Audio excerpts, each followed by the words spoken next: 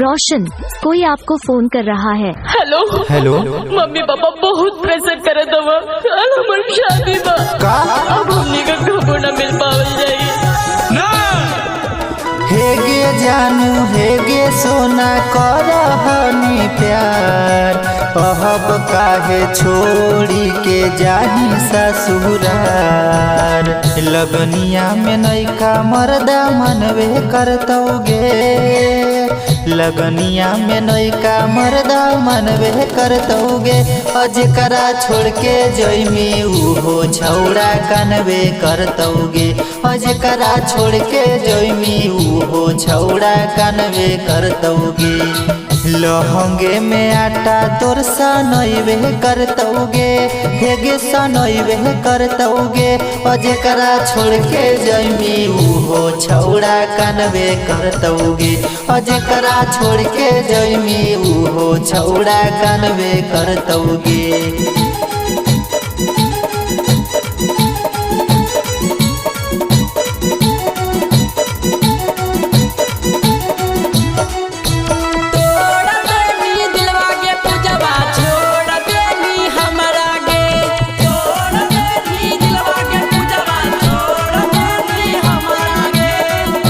अजकरा छोड़ के जइमी उहो छौड़ा कनवे करतोगे।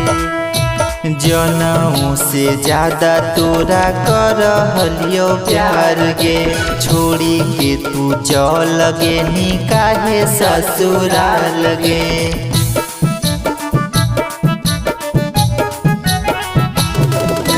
जनऊ से ज्यादा तोरा करहलियो प्यार गे, अब काहे छोड़ी के तू जाही ससुराल गे।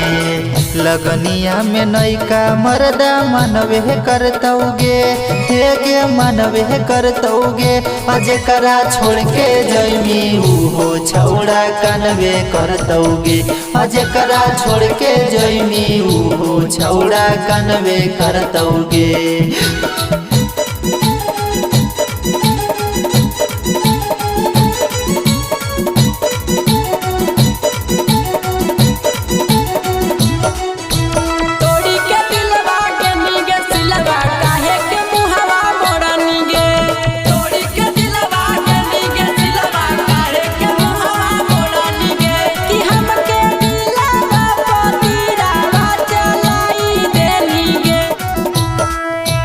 रोशन विश्वास करहलो विश्वास गे, अब काहे तोड़ देनी ओकर छौड़ी आस गे।